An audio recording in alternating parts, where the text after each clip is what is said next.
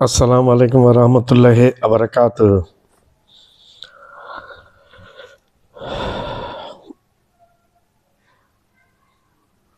ভারত একটি উদ্ভট দেশ, উদ্ভট তার সাংবাদিকরা এবং উদ্ভট তার ইউটিউব চ্যানেল এবং উদ্ভট তার কি বলে টিভি চ্যানেলগুলা।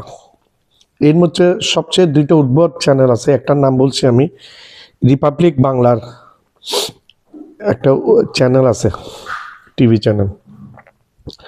সেখানে একটা বানর আছে, বানর সাংবাদিক। ওইটা সাংবাদিক না, ওইটাকে আমি বলি যে বানর। বানররা যেভাবে গাছে গাছে লাফায় সেভাবে সে লাফাতে থাকে, ওই জন্য আমি তাকে বলছি বানর। প্রকৃতপক্ষে সে একটা বানর, মানুষ না। মানুষ হলে মানুষের মতো আচরণ করতো, তার আচরণ হচ্ছে পুরো একটা বানরের মতো। তার নামটা হচ্ছে ময়ূক রঞ্জন ঘোষ। এই 2-3 দিন আগে সে এমনভাবে উস্কানিমূলক মিথ্যা সংবাদ প্রচার করতো, বাংলাদেশের মানুষ তার এই সংবাদে একেবারে অতিষ্ঠ হয়ে গেছে। এবং এমনভাবে সে বাংলাদেশের সাথে ভারতের বিরোধ লাগানোর জন্য এবং চেষ্টা করেছিল সে, যার কারণে বাংলাদেশ এবং দুইটা লোক আছে এর মধ্যে, ময়ূক রঞ্জন ঘোষ আছে, আরেকটা হচ্ছে শুভেন্দুর প্রসঙ্গটা আমি পরবর্তী ইয়েতে আসবো। এই ময়ূক রঞ্জন চক্রবর্তী, শুভেন্দু দুজনের উস্কানিতে বাংলাদেশ এবং ভারতের সম্পর্ক একেবারে গিয়ে তলানিতে গিয়ে ঠেকেছে। এর মধ্যে আমাদের ফ্যাসিস্ট পলাতক প্রধানমন্ত্রী ডিক্টেটর শেখ হাসিনা গিয়ে দিল্লিতে আশ্রয় নিয়েছে এবং ভারত সরকার তাকে, আমাদের সরকার চাওয়ার পরও ভারত সরকার মোদি তাকে ফেরত দিতে নারাজ। এত ভালোবাসা মোদির। 3 হইতে 4 হাজার লোকের হত্যাকারী একটা মহিলা যে হত্যাকাণ্ড করে গিয়ে আশ্রয় নিয়েছে ভারতে, তাকে ফেরত দিবে না। অথচ সে ভারতে কোনো নাগরিকও না, সে হচ্ছে বাংলাদেশের নাগরিক। আজকে ভারতের কোন একটা প্রধানমন্ত্রী অথবা কেউ যদি এইভাবে হত্যাকাণ্ড করে বাংলাদেশে এসে আশ্রয় নেয়, তাহলে তো আমাদেরও করা উচিত ওইভাবে ফেরত না দিয়ে। কিন্তু আমরা ওইটা করবো না। আমরা রুলস অ্যান্ড রেগুলেশনের প্রতি বাংলাদেশ সরকার অনেক বেশি সহনশীল, অনেক বেশি মেনে চলে। যার কারণ আমি বলি, যখন ইয়াতে এই আমাদের পাশের যে রাজ্য কুমিল্লা, আমাদের কুমিল্লার পাশের যে রাজ্যটা, সে রাজ্যে আমাদের বাংলাদেশের যে দূতাবাসটা ছিল, কনসুলেট, সেখানে ত্রিপুরার আগরতলাতে আমাদের বাংলাদেশ কনসুলেট আক্রান্ত হওয়ার পর, ওই এদের উস্কানিতে আক্রান্ত হওয়ার পর এই 2-3 ব্যক্তি এবং এখানের মধ্যে ইয়েও আছে জড়িত, অমিত শাহ আছে জড়িত, হোম মিনিস্টার, যেহেতু সে তার দায়ভারে এড়াতে পারে না, নরেন্দ্র মোদীও জড়িত। ওই দূতাবাস আক্রান্ত হওয়ার পরে আমাদের সরকার তখন কি করেছে, ডক্টর ইউনূস সাহেবের সরকার, তখন উনি তাড়াতাড়ি বাংলাদেশে যে ভারতের দূতাবাস আছে তার নিরাপত্তা অনেক বেশি বাড়িয়ে দিয়েছে এবং টাইট করে দিয়েছে, যেন কোনো রকম অসুবিধা না পড়ে। তুমি ভারত শিখো এগুলা, দেশ হিসেবে ছোট হতে পারি আমরা, এগুলো আমাদের থেকে শিখতে হবে। তুমি এই চাওয়ালা মোদি, তোমার শিখতে হবে।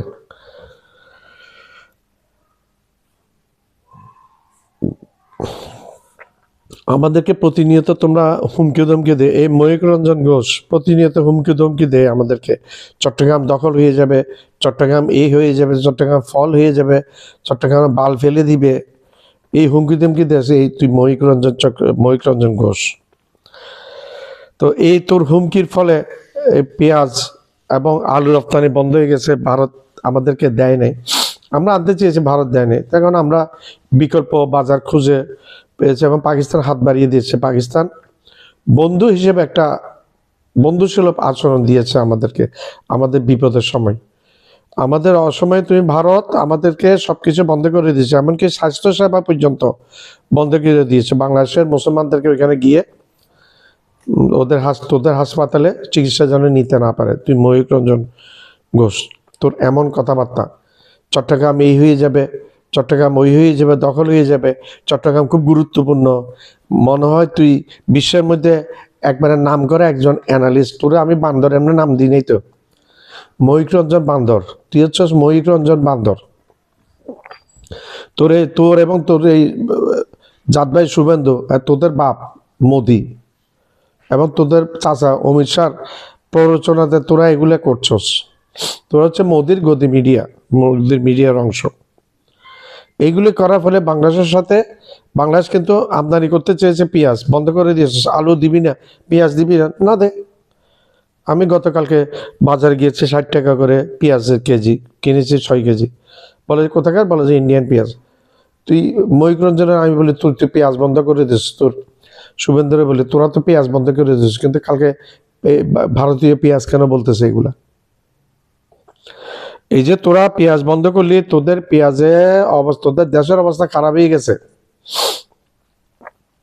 তোদের দেশের অবস্থা খারাপ হয়ে গেছে। তোদের দেশে এই পেঁয়াজ পছন্দ রয়েছে, আলু পছন্দ রয়েছে, প্রতি কেজি 2 টাকা, 2.5 টাকা, 3 টাকা, 4 টাকা করে বিক্রি হচ্ছে এখানে। কৃষকের খরচ হয় অনেক বেশি। কৃষকের যে উৎপাদনে যে খরচ হয়েছে সেটা পর্যন্ত উঠে নেই তোদের উস্কানিতে। এখন সেই পেঁয়াজ পচে গেছে এবং কি করেছে মহিক রঞ্জন, তোর ভারতের মানুষ, জনতা, তোরা তো যখন তোরা সাধারণ পাবলিকের বিরুদ্ধে চলে যাস তখন আল্লাহর গজব তোদের উপরে এইভাবে আসে। ভারতের কৃষক, শ্রমিক, জনতা তোর বাড়ি ঘেরাও করেছে, তোর বাড়ি ঘেরাও করেছে, তোরা একটা তোর পাশা লাল করে দেওয়ার জন্য পিটাইয়া। তুই তো পলাই গেছিস, তো পলাই গেছিস কেন রে? এত বীর পুরুষ, তুই পলাইছিস কেন? বান্দর কোথাকার তুই? সাংবাদিক? তোরে কে বলে সাংবাদিক? তোরা আমি বলি বান্দর। কয়েকটা প্রজাতির বান্দর আছে, তুই একটা নতুন প্রজাতির বান্দর, তুই মহিক রঞ্জন। তোদের উস্কানিতে হসপিটালের অবস্থা 12টা বাজছে, তোদের স্বাস্থ্য খাত 12টা বাজছে। যেখানে বাংলাদেশের মানুষ প্রতিদিন 4,000 করে কমপক্ষে মানুষ যেত ভারতে চিকিৎসা সেবা নেওয়ার জন্য, ইয়ে করার জন্য, ঘোরার জন্য, বেড়ানোর জন্য। এখন 400 যায় না তোদের এখানে মানুষ। অনিরাপদ একটা দেশ পৃথিবীর মধ্যে, একেবারে অনিরাপদ একটা দেশ মুসলমানদের জন্য।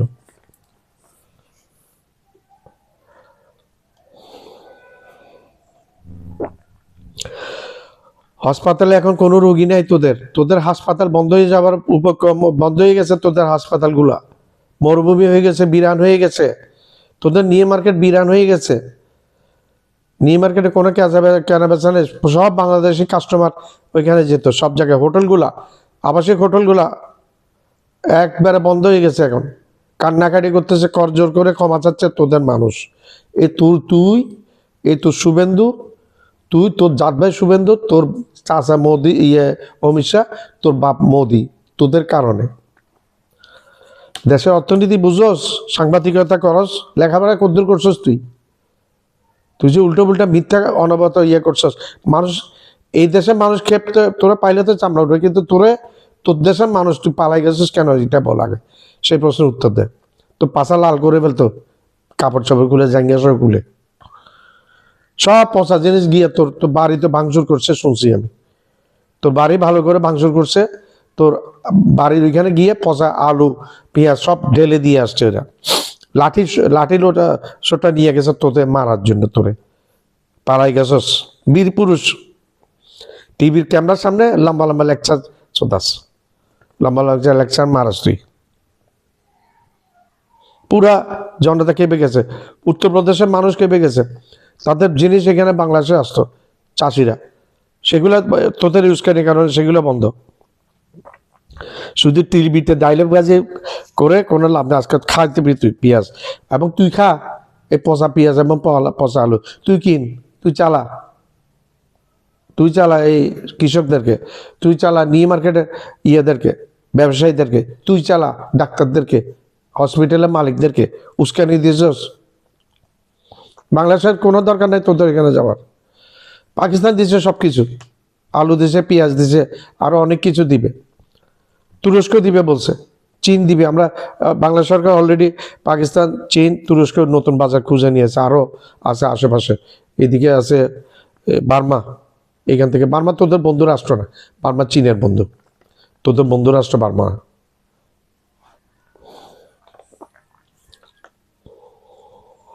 পশ্চিমবঙ্গ, ওয়েস্ট বেঙ্গল এবং মহারাষ্ট্র পুরো উত্তেজিত হয়ে গেছে তোদের এই সমস্ত উৎপাদনের খরচও মিটছে না। আলু এবং পেঁয়াজ উৎপাদনের যে খরচ হয়েছে সে খরচ মিটছে না, রাস্তায় ফেলে দিচ্ছে কৃষকটা, ইয়ে করছে কৃষকরা, প্রোটেস্ট করছে কৃষকরা, প্রশাসন বাইর করছে কৃষকরা, তোর বাড়ি ঘেলা করছে। হসপিটাল, নিউ মার্কেট এগুলো সব বিরান ভূমিতে পরিণত হয়ে গেছে। টিভি ডাইলেক্ট বাজি করস, বাংলাদেশে একটু আই তোদের চোখে আগে আমরা সাইজ করি, আড়াই টাকা থেকে 3 টাকা পেঁয়াজ বিক্রি হচ্ছে, কিনেও না মানুষ এত পেঁয়াজ, ওগুলো সব বাংলাদেশের মানুষ এখানে খাইতো। লাভটা তোদের হয়েছে না ক্ষতি হয়েছে বল? মানুষ হচ্ছে, আমি ভারতের মানুষকে বলবো তুই যেন কোনো টিভিতে কোনো জায়গায় যেন তুই বের হইতে না পাস, কৃষকদেরকে আমি আহ্বান জানাবো, তুই যেই টিভিতে ইয়ে করো সেই টিভিতে যাই যেন হামলা করে।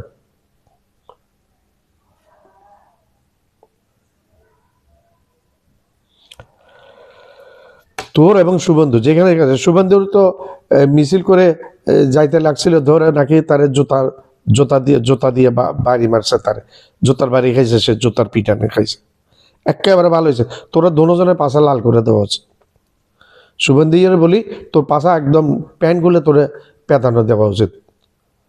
একটা সুন্দর একটা বাংলাদেশের সাথে ভারতের সম্পর্ক ছিল, সে সম্পর্ক মোদির উস্কানিতে, তোরা মোদি কত টাকা দিয়েছে তোদেরকে, মোদির উস্কানিতে তোরা এইগুলা করছস।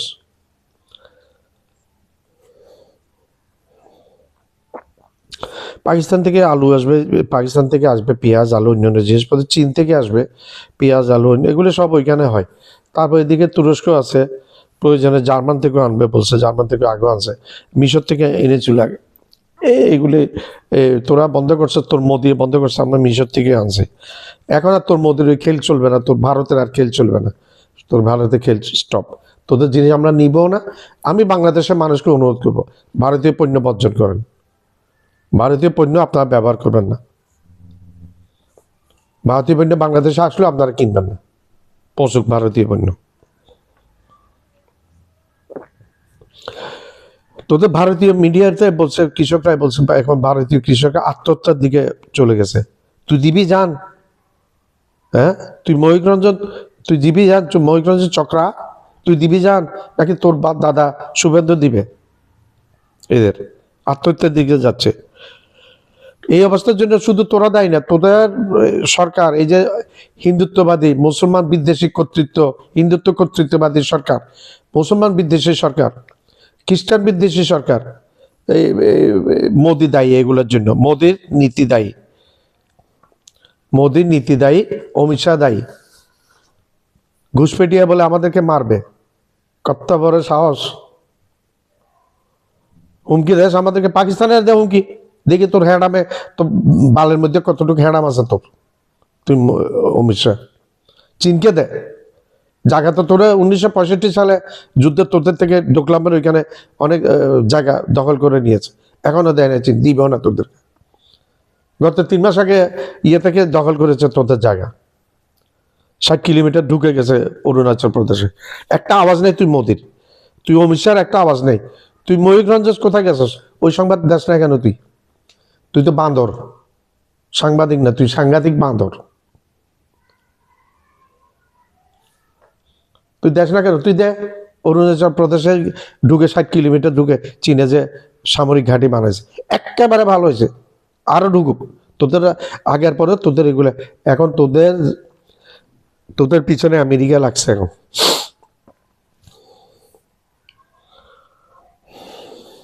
এইখানে তোদের এই যে রাজ্য যেটাতে গন্ডগোল চলতেছে,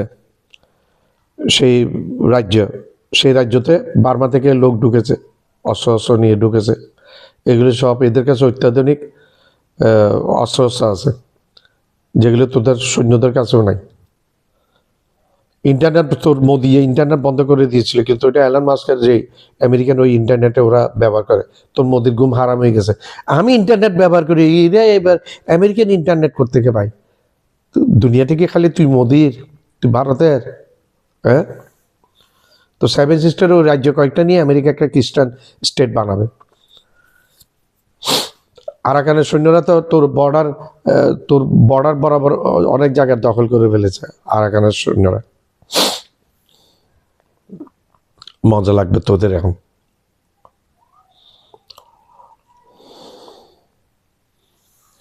কুকি, প্রচুর কুকিদের তোরা হত্যা করেছে, প্রচুর কুকিকে। এবং ওইখানে 200-250-এর উপর তোরা চার্চ গির্জা জ্বালিয়ে দিয়েছস, হত্যাকাণ্ড তো চালিয়েছস। আর সারা ভারতে 200-এর উপর মসজিদ, 100 বছরের পুরানা মসজিদগুলা দেখে দেখে ভাঙতেছস তোরা। আল্লাহর গজব তোদের উপর আসবে না, কার উপরে আসবে? তুই জুতার বাড়ি খাইছ, তোর পাশা লাল করে দেওয়া আছে প্যান্ট খুলে তুই, শুভেন্দুর। আর এই বাঁদর সাংবাদিক ময়ূক রঞ্জন, কি যোগ্যতায় তোর সাংবাদিকতা? তুই তো সাংবাদিকের ইয়েতে পড়স না, এসে পড়স না, জার্নালিস্ট যেতে পড়স না, তুই সাংবাদিক হইছস। তোর কারণে এই তুই ময়ূক রঞ্জন, তোদের মতো সাংবাদিকদের কারণে ভারত আজকে নিগৃহীত জাতির মধ্যে পড়ে গেছে। দুনিয়ার মধ্যে আমেরিকা ডিক্লেয়ার করছে দুনিয়ার মধ্যে একটা অসহযোগীমূলক একটা রাষ্ট্র ভারত এখন।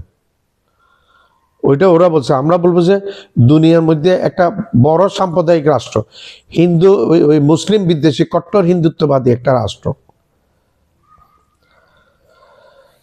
अली गली में शोर है, नरेंद्र मोदी चोर है, अली गली में शोर है, नरेंद्र मोदी चोर है, अली गली में शोर है, नरेंद्र मोदी चोर है। ये मेरा बच्चन नहीं, ये हमारा लफ्ज़ है, मेरा मुंह से ये नहीं आया। ये आया 3-4 दिन पहले तेरे पार्लियामेंट पे जो हुआ, तेरे मोदी के साथ, तेरे अब्बा मोदी के सामने ये सब कुछ किया। अली गली में शोर है, नरेंद्र मोदी चोर है। ये नरेंद्र मोदी चोर है, उसको मदद दिया वही आदानी और पादानी। ये आदानी एक चोर है, ये इसका दोस्त है नरेंद्र मोदी, दोनों बड़ा चोर है वहां।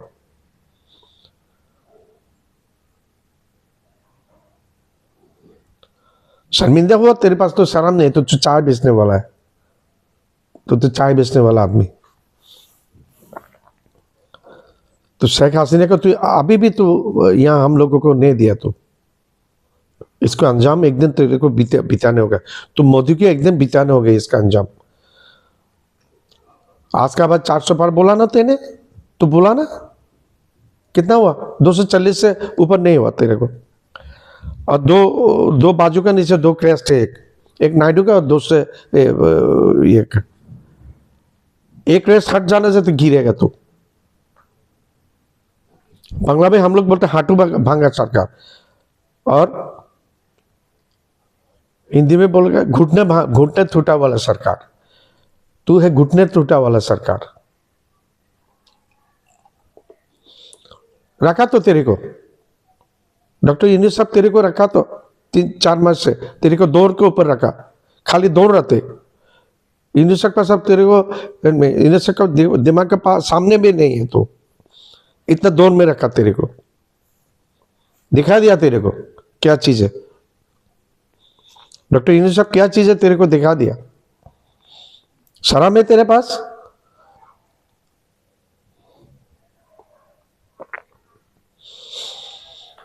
शर्म नहीं है तेरे पास? आदमी इतना गाली देता तेरे को, शर्म नहीं है तेरे पास?